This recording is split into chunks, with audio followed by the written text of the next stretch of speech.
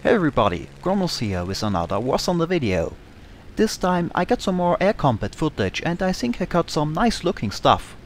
Now what I want to do this video is to give a bit of feedback and my opinion and thoughts on a few things in 1.37, and also I would like to summarize my experience in the Ground Forces closed beta so far and give you a few thoughts on that.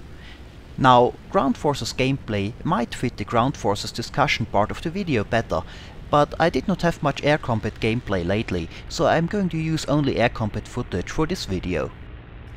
Well, let's start out with a bit of feedback on some issues on the Air Force part of the game that bother me a little bit. Now, I won't go into the typical topics though, like the flight models. There is enough discussion and feedback about them on the forums, and it is generally known which ones perform the way they should and which ones are not. No need for me to jump in. And my take on the flight models in general always was and still is: flight models are very complex. They take a very specific skill set, both knowledge of game design and programming, as well as an in-depth understanding of how an aircraft works, to create, and the number of people that have this specific skill set is limited. If you now consider the huge number of planes that are in the game, it is understandable that it will take time for all the flight models to be implemented. I think all the flight models will eventually get there and have the performance you would expect, but I also think that will take a long time. Of course, it can be argued that it would have been a better idea to focus on fewer planes right from the start, and I agree, it would have been better for the gameplay if Gaijin would have focused on only 2 tech trees and finished them first, and of course that is exactly what they are doing now with the ground forces.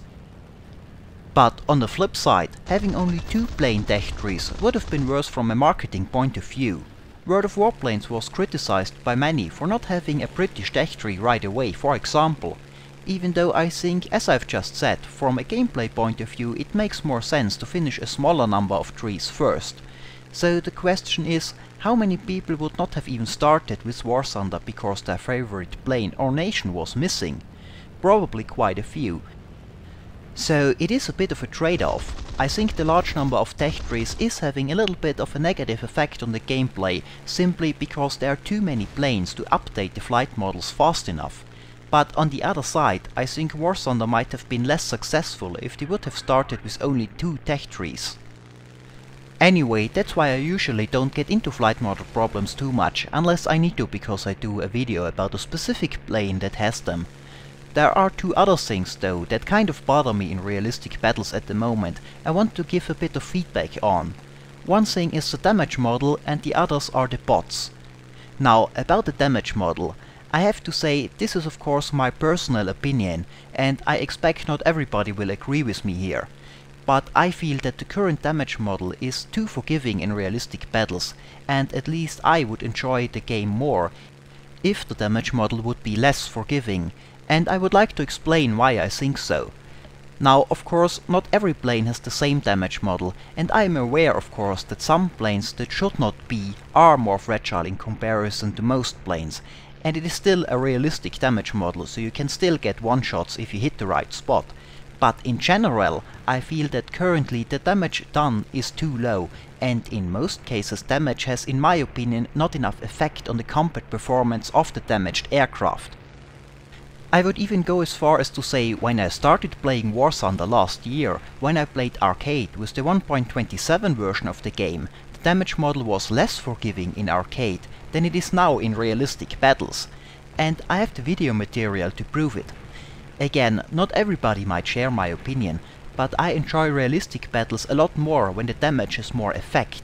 For one, it just benefits the realistic feel that the mode tries to go for and is named after, if damage has more impact. And another reason is because I think realistic battle playstyle just works better with a less forgiving damage model. Flying and fighting in realistic battles has a lot to do with keeping or gaining an energy advantage and then use the extra energy while you got it and get in a good fire position and secure a kill. But currently it can happen very easily that you do everything right. You use your energy in a fight to get in a fire position, you get a good shot and good hits, and you can see basketball-sized holes in the enemy plane's wings, but the plane still is in the fight and still maneuvers. Especially in the higher tiers, where the combat is even more focused on energy fighting, I feel that happens a lot. Of course, I have benefited from that as well, in situations where I goofed up, was not paying attention, and let a guy get the drop on me, got my plane shot up with large holes in it, tail red, wings red or even black. But in some cases the effect was so small that honestly I did not notice the difference, entered the turn fight and won, and I have examples for that in my P51D or LA5 videos. And I have to say, when I was playing those fights I was feeling kinda bad, because I made a mistake, I let them get the drop on me, and I could turn it around because their well-aimed attack simply didn't do anything. Now, my approach to fighter versus fighter combat in realistic battles is, you should try not to get hit in the first place, and if you do get hit, you most likely did something wrong. I think things like situational awareness and knowing how to avoid an incoming attack is what should matter, and realistic battles give you all the tools you need to have a good situational awareness. You fly in third person, you have a minimap. In order to be really hidden, an enemy plane either needs to come out of the sun or hide in the cloud. I think a damage model more like in simulator battles would work a lot better for realistic battles than the current one, which is closer to the arcade damage model than to the simulator mode damage model in my opinion. Also, as someone on the forums has pointed out, if the damage model is too forgiving, it feels like you're chipping away on invisible hit bars even if there aren't any. So for all those reasons, I think realistic battle gameplay would be more enjoyable if the damage model would be closer to the way it is in simulator battles. For fighters at least, bombers are a bit more complex of course, since they are out of their element in Warthunder. A heavy bomber is supposed to fly in a formation for mutual protection. Without that they are easy targets, so I accept that they need a bit of help to be playable. That is a difficult balancing act though. If you overdo it, you have B-17s that start to fly towards enemy fighters on purpose to get kills with their gunners. But that's my thoughts on the damage models in realistic battles. Now, the second thing I would say needs some adjustment in realistic battles are the bots. And while I fully expect a lot of people won't share my opinion on the damage model, I think as far as the bots go, most share my opinion that they just don't work the way they are currently in. Now, there were some improvements done to the bots lately. At least they don't hide as hard anymore, but they are still a nuisance. And to be honest, one I have trouble understanding. This is why I want to explain really quick why I think they just don't need to be in the game. Gaijin has of course explained their reason for why the bots are in the game. They said that there are not enough players for realistic or simulator battles otherwise a lot of the times, and I disagree. The thing is, bots don't replace players, not one bit. That means if you have 4 real players on both sides, it's a 4 versus 4, and if you put 100 bots in this game, it is still a 4 versus 4. The bots do not change that. They never have any real impact on the game, other than being annoying and dragging a one game out longer. That means, if you don't have enough players for realistic battles, the bots will not change that. If you have enough players for realistic battles with bots, taking the bots away will not change that you have enough players. Also, I see no reason why every round would need a large amount of planes to be enjoyable. I enjoy the variety in team sizes. I think this is actually a pretty cool thing, that in some realistic games you have a full house and in others you play as a small 5-man team. It makes the same map feel different, and that's a good thing and adds variety. So why do we even try to combat that with bots? It's simply not necessary, even if it would work, and it doesn't. So here I have to clearly say, removal of the bots would make the game better, and there is no downside to it. The bots add nothing to the game, so you don't lose anything by not having them. You just remove a nuisance.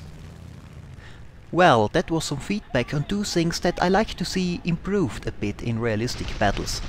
Now, on to the Ground Forces closed beta. I want to give you my opinion on the closed beta so far. And I really have to say, the Ground Forces beta so far really exceeded my expectations. The gameplay is fun and the graphics are of course great, and it is really great to have a game where you can gain some in-depth knowledge about the layout of a tank or the ammunition it uses, for example, and really put that knowledge to use.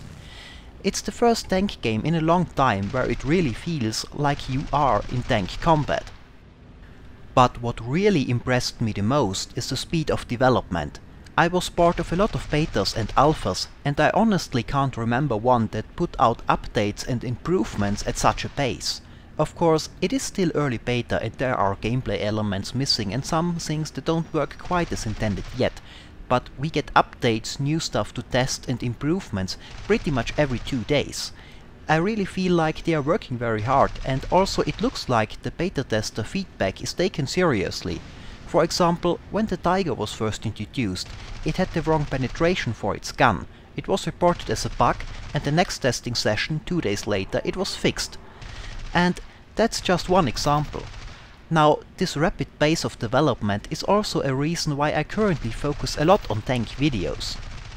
Of course, tanks are new and exciting, so every time the test server is up, you want to go out and test the new patch and the changes that were made. And of course, while I'm at it, I record and often get some nice material. The thing is, I don't like using outdated footage, even if it is a good fight. I don't like using material from an old patch, as it misrepresents the game, especially if we talk about a closed beta. In an open beta or a released game, everybody can take a look himself and would see if the stuff in the video is outdated or not. But in a closed beta, if you don't have access, you can't do that. So if I show you, say, a 2-week-old piece of footage, you might see bugs that have been fixed, and you see the physics engine, which has been improved several times since then, and things like that. In other words, if I bring you a new video with old footage and you don't have access to the beta yourself, I am misinforming you. And that's why I think bringing you outdated footage would be unfair to both you, the viewers, as well as towards Gaijin that lifted the NDA early to let us do those videos. But that in turn means that I have to make the tank videos pretty fast, or I run the risk that I cannot use good footage I wanted to use, because a new patch made the footage obsolete. For example, I have some nice SU-100 gameplay from last Thursday's test. Not enough for a full video though, and when the new patch on Saturday came out, it introduced quite a few big changes that had an impact on the gameplay, like the removal of the rangefinder in realistic battles, changes to damage models, and a lot of changes to the rate of fire of a lot of guns. So I don't want to use the footage from Thursday anymore. It's just not showing the game the way it is right now, and if I want to bring out a new video, I want it to represent the game in its current state. That's why I currently have so many tank videos. I like to playtest all the updates, and as I said, there are a lot of them. And when I have good footage from the test, I want to go on making a video out of it right away. For the Air Force part, I feel I simply have more time. So I think I can hold on to dogfight footage a little longer. I of course still make Air Force videos. I currently work on getting chats for the British, the Germans and the United States, so that I can bring you some chat gameplay and hopefully compare the different chats a bit. But in the near future there will most likely be more tank videos than aircraft videos. I hope you enjoy them anyway. And well, this is it for this video. As always, I hope it was entertaining, thanks for watching, and maybe I'll see you next time.